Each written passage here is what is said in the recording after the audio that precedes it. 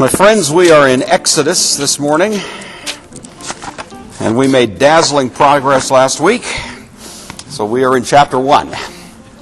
Chapter 1, and we'll be picking up at verse 15. I hope you can, I brought a map today. Candy was giving me a bad time. This is feeling a little bit like school, you know. The map up there, to which I said this is Sunday school, so this is the point. We're going to try to do a little bit of history and a little bit of geography, and there will be a test. And you don't want to flunk Sunday school. That's not good. So you better pay attention. I apologize. I can't come up with a map that's a little bigger. You know, I realize if you're in the back row, that's maybe just an academic exercise for you. There is a map here. You know, if you see that blurry thing there, that's what you're looking at. But hopefully this will give us a little bit of help as we think about the events of the Exodus. I'll have this here at least occasionally as we're moving along, especially when geography may help us understand what the text is saying. What I'd like to do today, just before we get started really with the text, is just kind of once again get us oriented, generally speaking, to the overall chronology of these events of the ancient world, especially biblical chronology. I don't want to go into this in detail, but it may at least get us kind of oriented to some degree to places and times. It's not easy, of course, to nail down with certainty the date of the birth of Abraham, but I think there's at least a general understanding that he was born around the year 2000. I'm putting the date of his birth at 1951, which appears to be much more precise than it probably is, but it sounds good, you know. So 1951. But if you follow a fairly straightforward facial chronology of the Old Testament, you know there's a fair amount of chronological data provided for us. That's probably pretty close. There are those who put his date considerably earlier, and I've seen as early as maybe 2100 BC, but usually they do that on the mistaken assumption that Israel was in Egypt for a full 400 years. And of course, last week, you recall, we fixed that problem, didn't we? So we know that it was only something like 215 years, and that makes everything come out a little bit more neatly as far as we try making it match with what we otherwise know. So Abraham is born. He's born in Ur of the Chaldees. That's this region over here, Mesopotamia. Ur, you'll see right there, was the third major dynasty in the ancient world. There had been Sumer, first of all, then Akkad, and then Ur. Ur is the third of them. Ur fell in about the year 2000 BC. Abraham was born shortly after that. So he's born more or less into the ruins of a prior great civilization. He saw the remnants of a former great age, but that wasn't necessarily his own experience of that culture. It was a time of significant migration. Abraham is not the only one that migrated. We know there were a lot of people migrating out of Mesopotamia. That is my cell phone. Can you believe that? Somebody's calling me in the middle of Sunday school. I tell you. You see, you're supposed to turn your cell phone off. So there you are. Apologize for that. It was the IRS. They wondered where I am. I decided not to answer. So Abraham, along with many others, migrates out of Mesopotamia, up the Euphrates, up to Haran, then down, of course, to Canaan. Now that's the first great events that we find in the book of Genesis. The next date I'd like to highlight with you is 1662, so some 300 years later. This would be the date, generally we would say, in which Jacob travels to Egypt with his family and with that larger community that was associated with Jacob. Last week we indicated it may have been upwards of 1,500 to 2,000 people or so that traveled with Jacob when, during the famine, he migrates to Egypt at the insistence of his son Joseph, and of course you know that story. This is right in the middle of the era in which Egypt is ruled, that is, northern Egypt, or what's called Lower Egypt, is ruled by the Hyksos. You'll notice it's a little counterintuitive, but northern Egypt is called Lower Egypt. Southern Egypt is called Upper Egypt, because the topography here is much lower. This is closer to sea level, so it's called lower in terms of its altitude, not in terms of, north and south. So this is where the Hyksos are ruling. They never rule down in the south, but they do dominate for a couple of hundred years the political life of Lower Egypt, or northern Egypt. And it's right in the middle of that time that Jacob migrates into Egypt. And at least to some degree that may explain why there's a fairly warm relationship between the ruling family and the people who come with Jacob. They're both Semitic in their background, and they share, at least to some degree, as modest as it might be, a common cultural heritage. And so for that reason, maybe for others, there's this rather filial connection, you might say.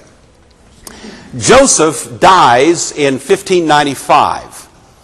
So the end of the book of Genesis really comes right about there. That's the last major event that's found in the book of Genesis. Exodus does not pick up much later, because what we find is that in 1570, only 25 years later, a new king arises who doesn't know Joseph. This is not to say he doesn't know about Joseph. It's not that he's ignorant of Joseph or his career or the important contribution that he made, but he doesn't know him in any kind of friendly or affectionate kind of way. Because, of course, Amos, as we learned last week, is the one who drove out the Hyksos and reestablished native Egyptian control. And they hated the Hyksos, and they hated along with them that whole Semite population. And that probably accounts politically for the change in the disposition of the ruling house toward the Israelites who were there. Amos ruled, and by the way, the dates I'm giving you at this point are just standard, straight up, right down the middle, accepted dates by Egyptologists. These are not my dates now. I'm just accepting them as they've been given commonly. So the first three rulers of the 18th dynasty of Egypt are, first of all, Amos, and we mentioned him last week. He's the one that drives out the Hyksos. He's the one who doesn't know Joseph, and he's the one who appears then to institute a new policy toward the people of God who are living there in Egypt. A couple of little sort of details or trivia, I guess we'll say, about Amos. For one thing, he is the first Egyptian pharaoh to... Is that a drum roll? I'm about to say something really dramatic here. He's the first Egyptian ruler to give to the Egyptians a standing army. Up until this point, Egypt had always been defended by an army that was raised ad hoc at the moment of the need. Kind of volunteer army, you might say.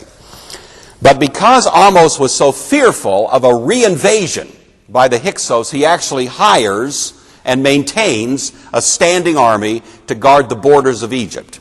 Egypt is a relatively easily defended nation. You've got this little narrow kind of attack way through here, so that was pretty easy to defend. And to the south, the threat was not quite as significant. And so Egypt had not required a standing army. But now, with this most recent difficulty with the Hyksos, he says, we're going to have an army.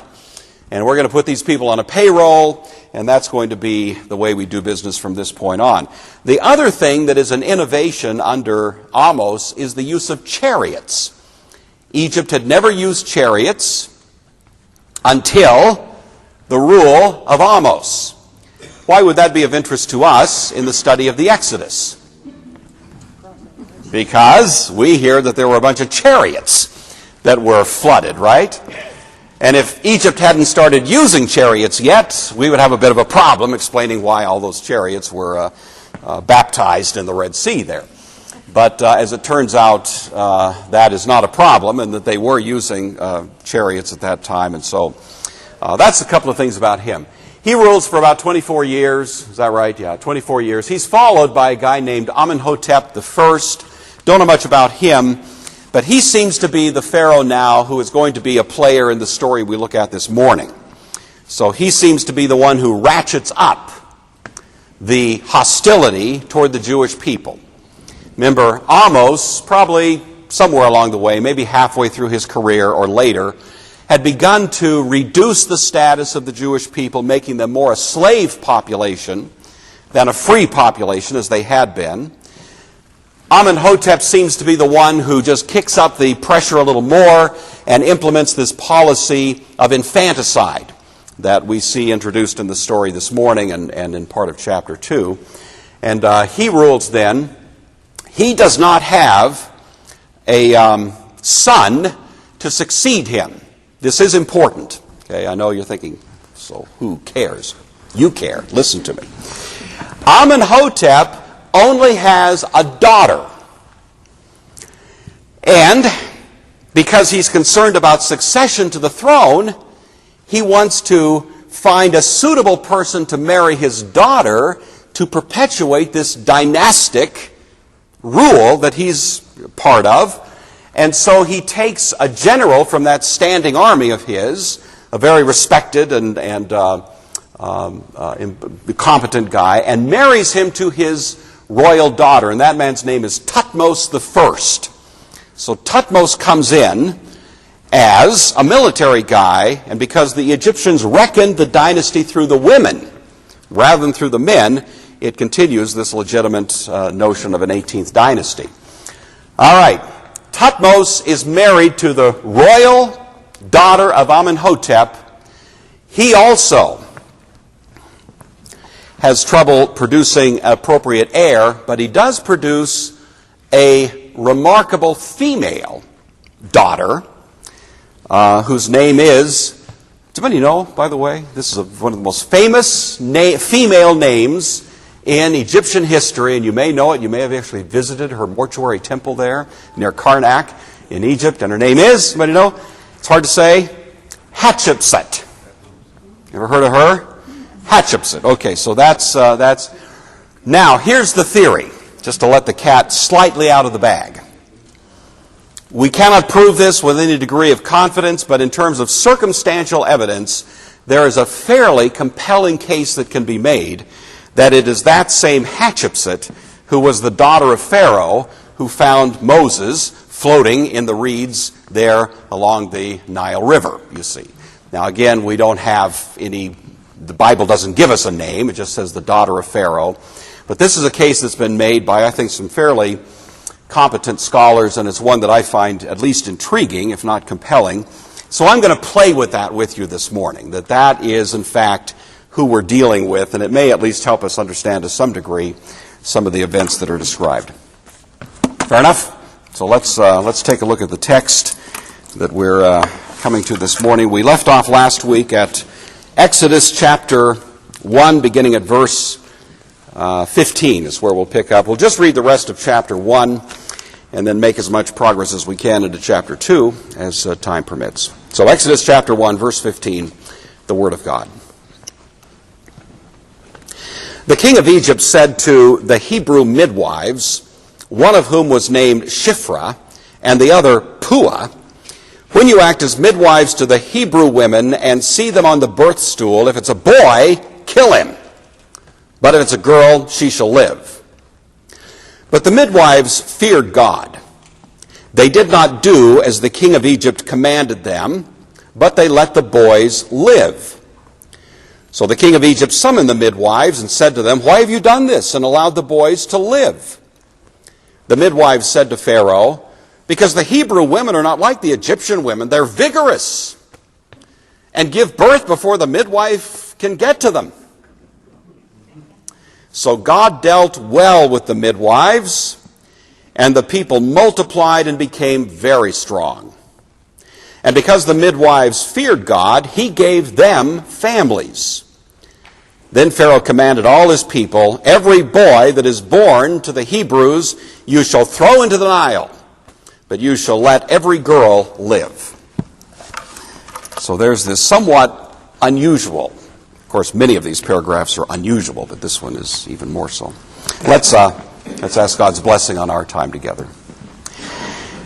Heavenly Father, we are grateful to you for this great story that comes to us out of the pages of the Old Testament, and we give you thanks that we can gain insights and lessons applicable to each of our lives from these ancient texts. We pray that the same Spirit that was governing these events in the providence of your wisdom would be with us this morning to help us understand and appreciate them.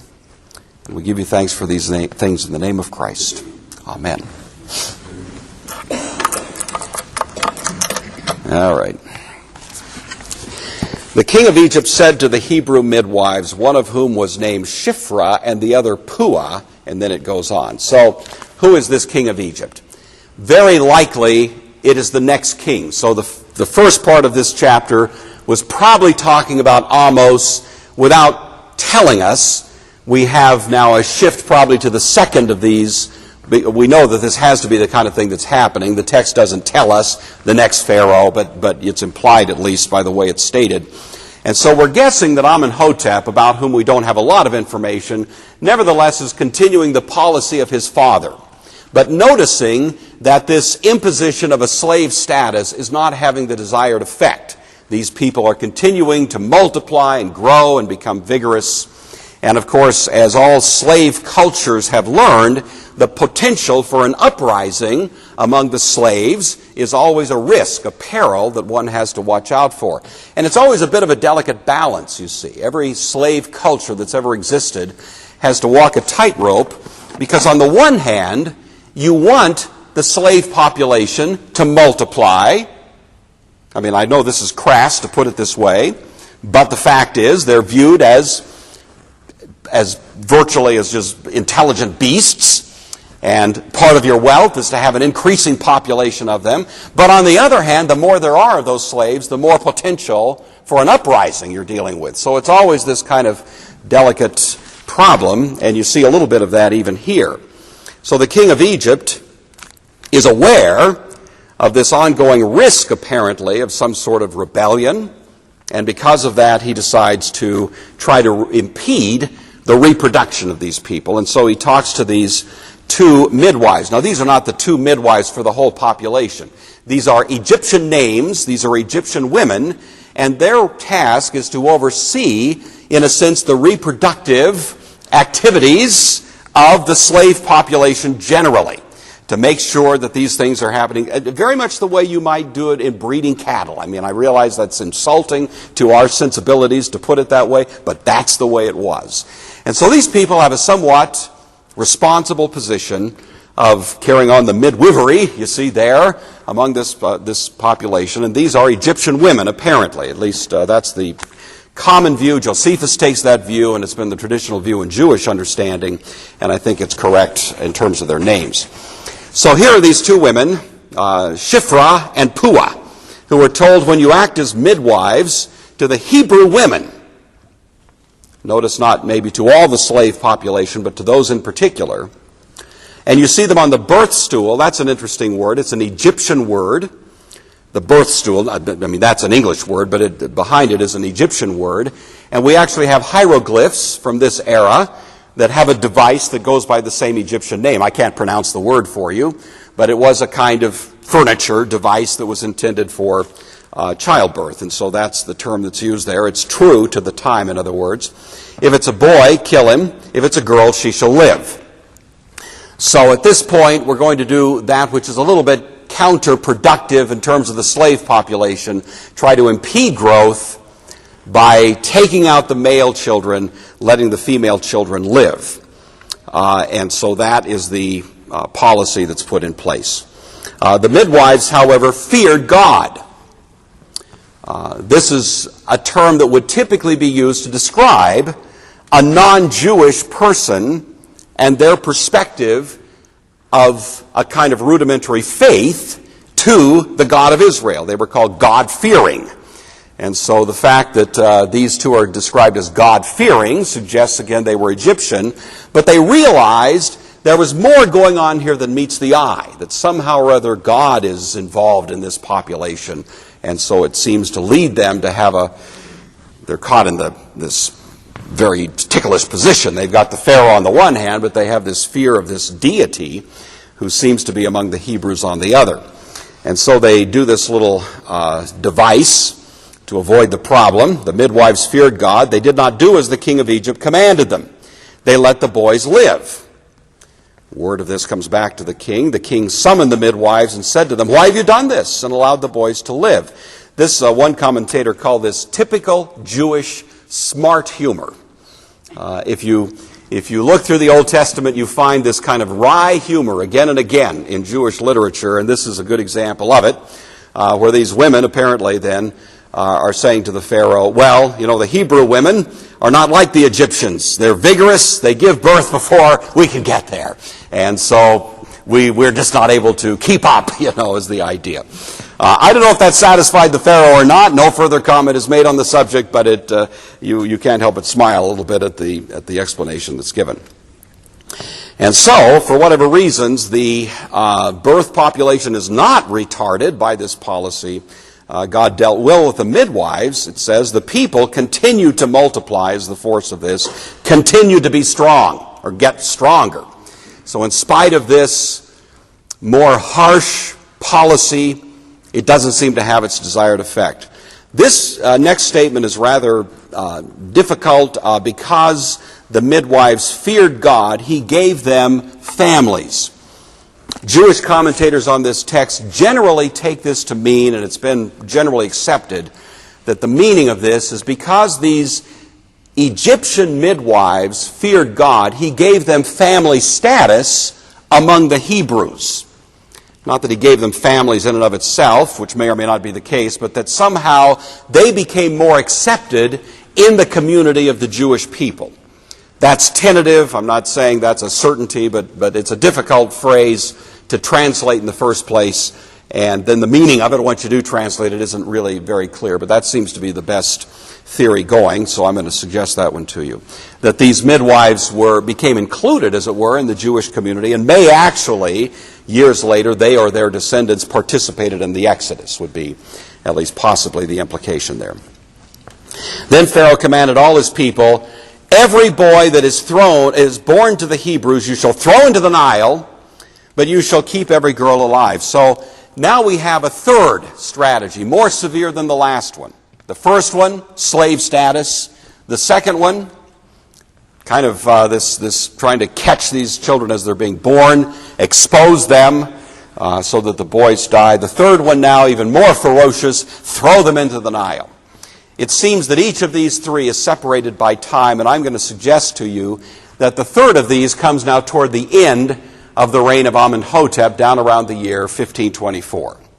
Okay, so we'll hold on to that thought. Let's go ahead and look at the next chapter. We're at chapter 2. We'll take the first 4 verses. "Now a man from the house of Levi went and married a Levite woman. The woman conceived and bore a son. And when she saw that he was a fine baby, she hid him 3 months. When she could hide him no longer, she got a papyrus basket," literally an ark, "and plastered it with bitumen and pitch. She put the child in it and placed it among the reeds on the bank of the river. His sister stood at a distance to see what would happen to him." I read this story, and as if it were yesterday, I see the flannel graph again. Don't you? How many of you remember this? I mean, this is such a great Bible story. And you see the reeds, you see the little ark there, and you see Miriam off looking through the bushes, and these are wonderful stories. God has been very good to us, not only to give us great, deep, profound theology in the Scriptures, but to give us wonderful stories that appeal even to a 2 or 3, 4, 5, 6-year-old. And those are the ways that initial education is inculcated into us. So I'm grateful for my Sunday school teachers when I was a little child who told me these stories, because they've been with me all these years, and now it's my turn to tell them to you. I just wish I had the flannel. I joked about that last year, and somebody brought me some flannel graph stuff. So, you drop enough hints and no telling what's going to All right, but anyway, let's look at the story. You've got the flannel graph in your mind now. What's going on? Well, there's a man from the house of Levi who went and married a Levite woman. There's a subtlety here already. The very mention of the tribe of Levi is in itself interesting because so far in the narrative, that is all the way through Genesis, Levi has been a bit of a bad guy. You may recall the unfortunate incident that took place at Shechem, in which two sons of Jacob went and slaughtered a bunch of the male inhabitants, the young men in that community. If you don't remember that story, it's back around Genesis 38 or so. And in that situation, Levi and Simeon are the two guys who are really given to violence. And later, in Genesis, when Jacob pronounces his kind of final benediction before his death on each of these two guys don't get very good treatment. Simeon and Levi are described as violent, bloodthirsty men, and Jacob says what sounds like a judgment on both of them. They will be scattered throughout Israel, you see, as if they will lose their identity. Simeon, that is virtually what happens. You never hear much about the tribe of Simeon in later Jewish history. They were out there, they had a very small region that belonged to them, but they were kind of distributed. Levi was also distributed, but in a very different way. Levi, of course, became the priestly tribe, and for them, the distribution turned out to be a great blessing. So it shows that even at the time that something seemed to be bad news for them, nevertheless there was something else that God had in mind. Now this is the first signal of some kind of positive view of the tribe of Levi. So Exodus begins by singling out Levi, and of course we'll hear a lot more about that as the story unfolds. So we have a marriage now that takes place in this Levite tribe. The implication is that this marriage and this birth of this child, Moses, takes place in the very immediate context of the new rule to throw these children into the Nile, that this is taking place just kind of in that very moment, and so that accounts in some ways for the sense in which the story is told here. The woman conceived, bore a son, and when she saw that he was a fine baby, she hid him for 3 months. Now, I don't know what mother has ever given birth and not thought, that's a fine baby. You know, I mean, this is wired in, isn't it? So it might seem like this is remarking the obvious, that the mother of Moses, that, well, that's a fine baby, but commentators tend to think that there's more here than just maternal appreciation of that beautiful little baby that they've just given birth to, that somehow or other, at least the way it's stated, implies that the mother of Moses knew there was more going on, that somehow she had some sense that there was significance to this child. And so she was willing to, she would probably be willing to run this risk anyway. What mother wouldn't? But in this case, even to run a more perilous risk of protecting this child, believing that somehow or other God is in this. That at least, it's not stated, it's only subtle, but I think there's good reason to think that's implied. If you read the sermon given by Stephen in Acts chapter 7, in which he's construing this story, he virtually says that. And so that seems to be the construction of it that the New Testament takes, and I think it's legitimate to see it that way. Well, this fine baby that's born is, of course, we will learn soon enough, Moses. When is he born?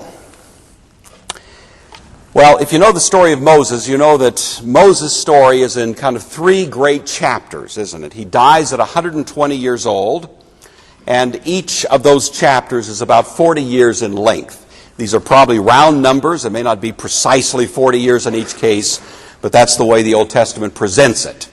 And we have Moses, first of all, the first 40 years, Moses where? In Egypt, in the palace, part of the royal family. Adopted in, status, prestige, great education, trained in the arts of probably political science in Egypt, being groomed for some very high status, and some would suggest he was being groomed, if it was indeed Hatshepsut, who was his adoptive mother, groomed for the throne. Could be, you see, that it was that much prestige that he was enjoying in those first 40 years. Then you've got a regime change. Things change.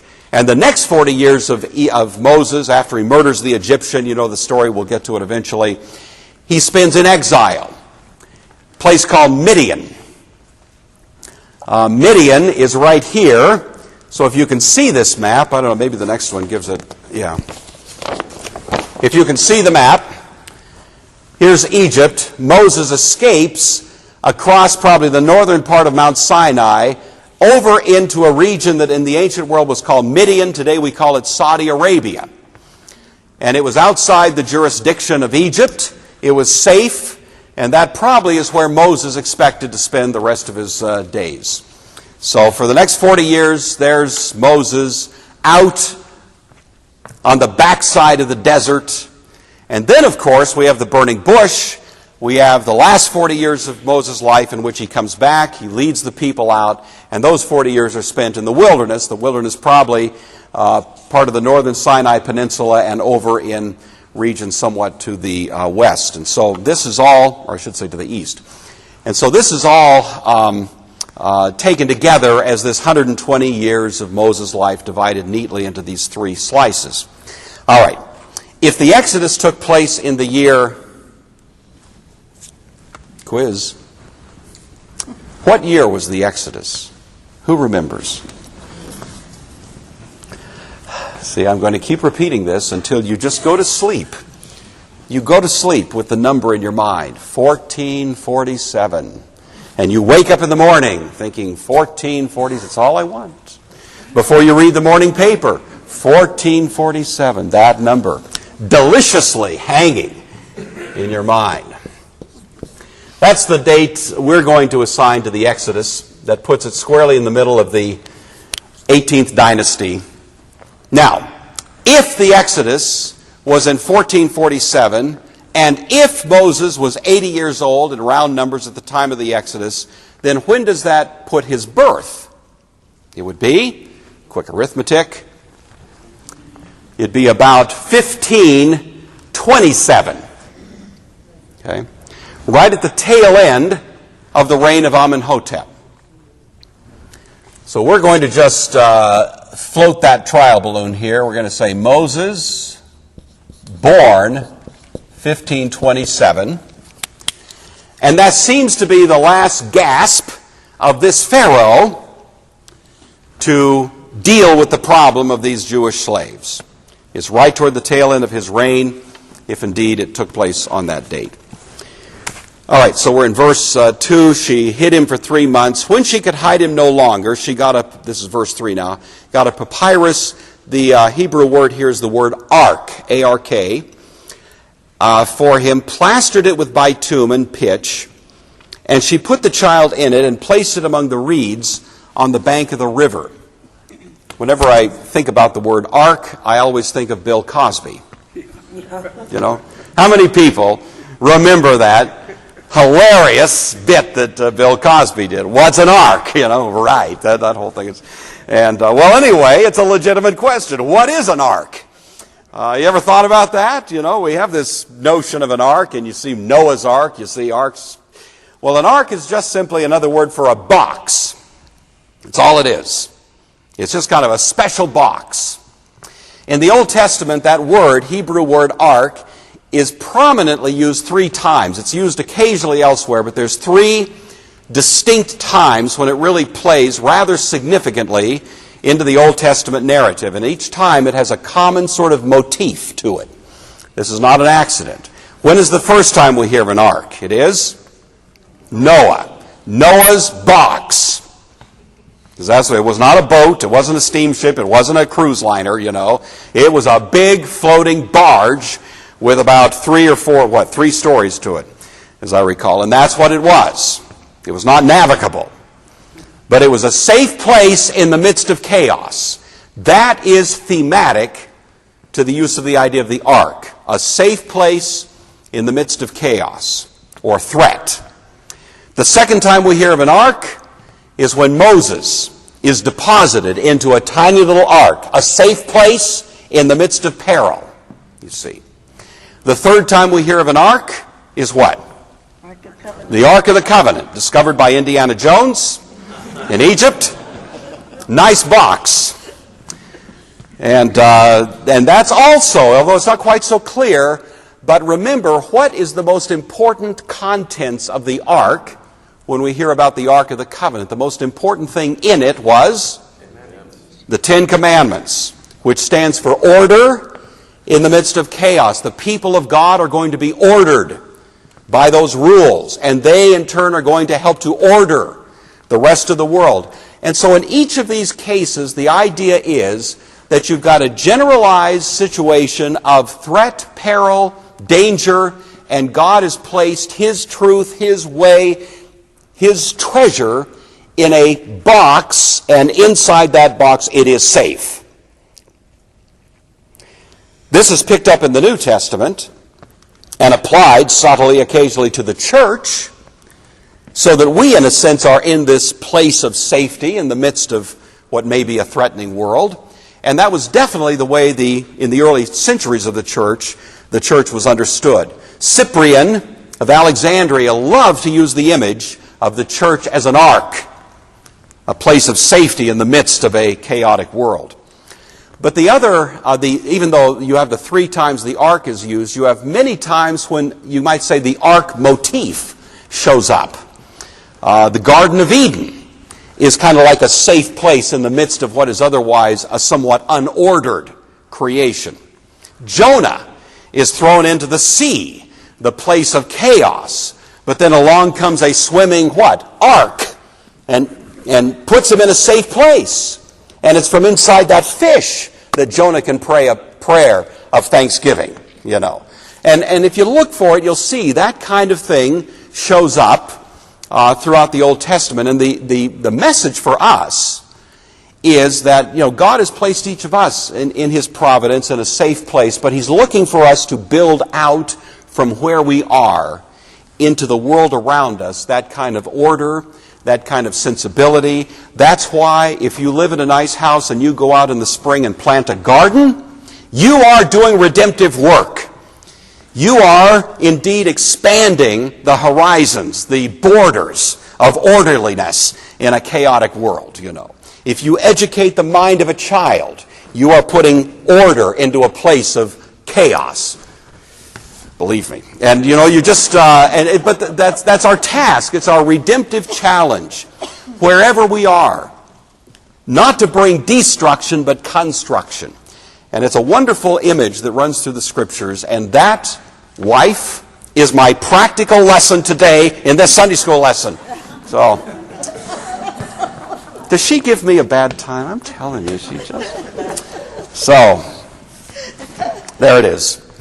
But here is Moses placed in this ark, and what is going to happen?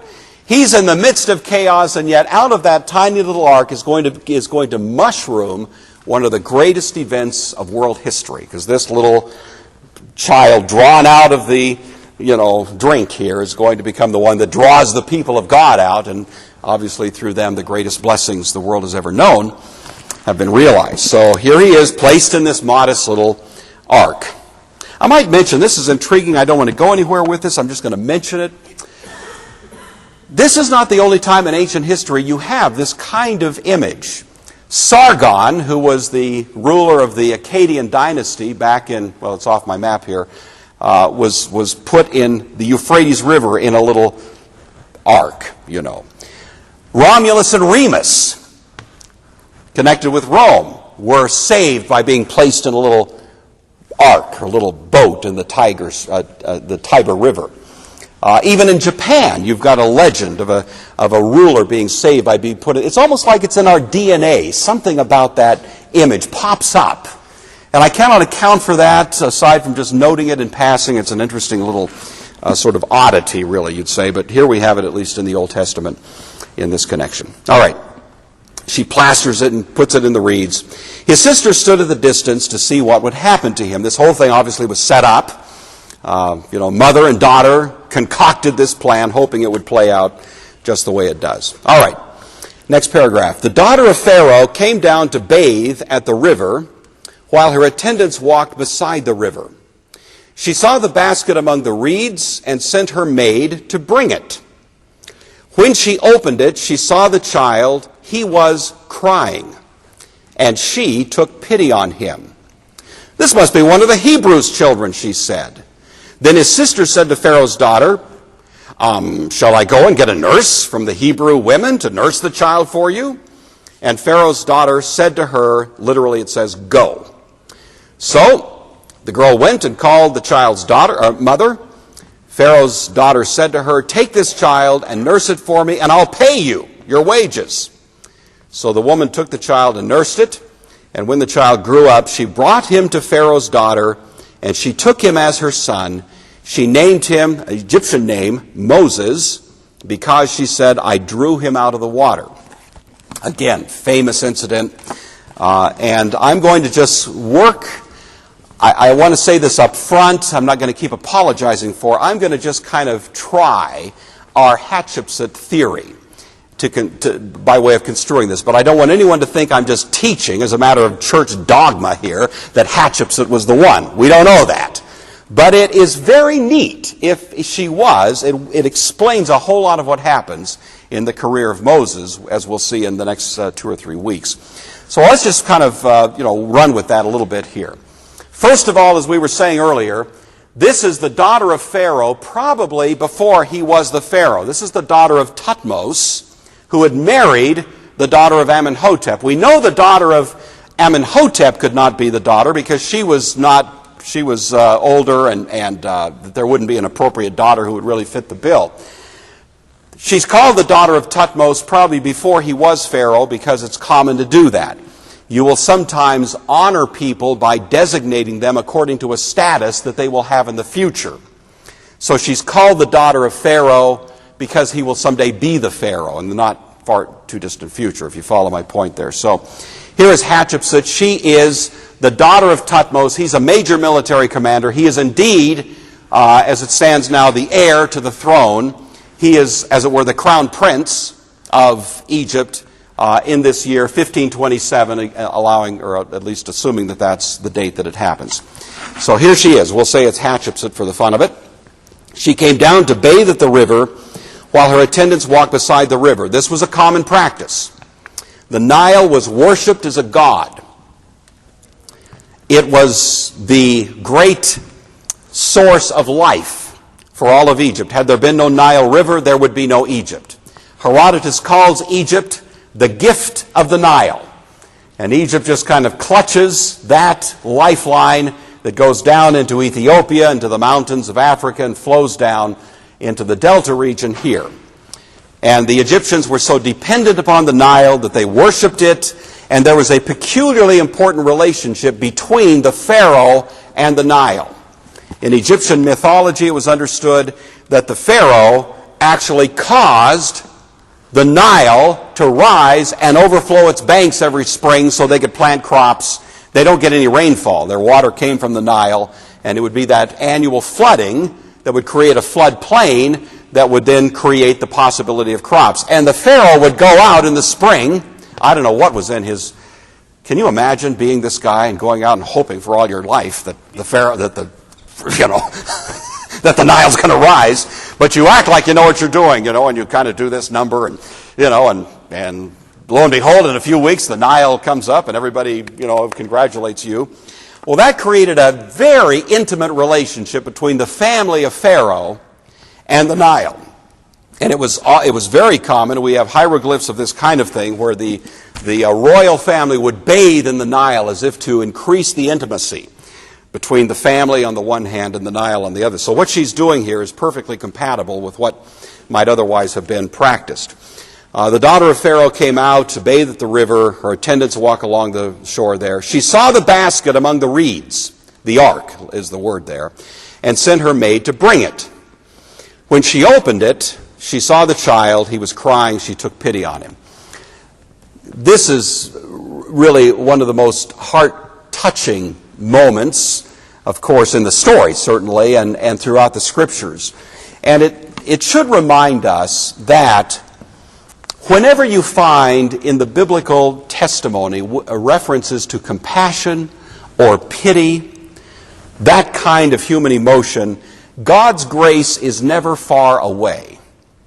I think you know that left to ourselves, we can be vicious and cruel and unspeakably and horrifically violent and hard-hearted toward each other. And you don't have to look very far past this morning's newspaper to find that. This is the common sort of theme of the human heart until grace appears. And even if it's just common grace, even if it's not redemptive grace, we have no idea here that this woman had any sort of faith in the true God, but just the very presence of grace at all seems to awaken in her something unusual, namely compassion. We, of course, as Christians celebrate the most compassionate man who ever lived in the history of the planet.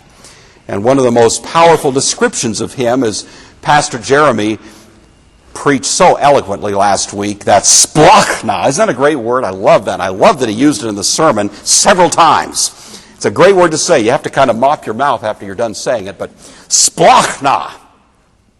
That down there says it's part of your gut, because that's where you feel emotions. You don't feel emotions up here, you feel emotions down here. And the Hebrews located the very heart of our emotional life in the guts and the intestines. And that was the word that they used.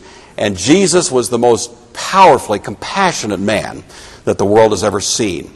But there have been many other expressions, lesser expressions of that pity. And this is one of them. It says to us, my friends, that when we see people in trouble, we should feel pity.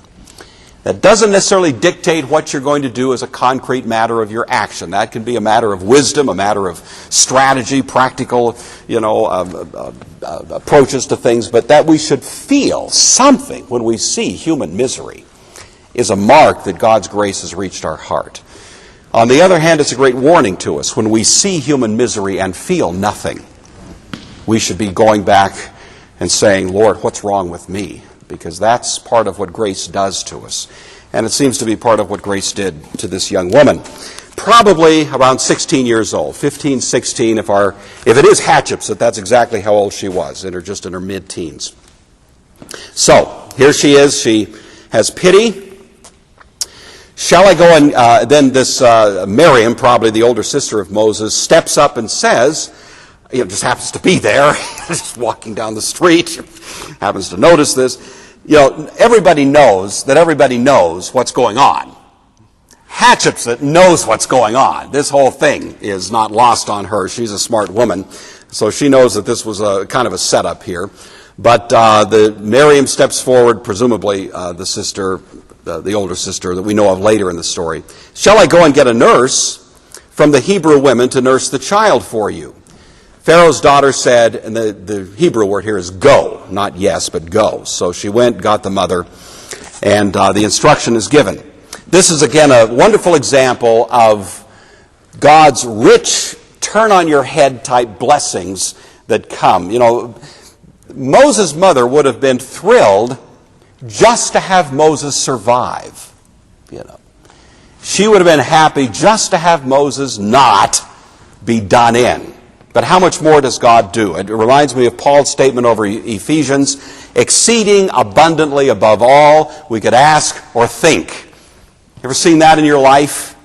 Here's Moses' mother just praying that he'll not be killed. And what does she get? She gets her son back, she gets to nurse him, and she gets paid for it, to boot.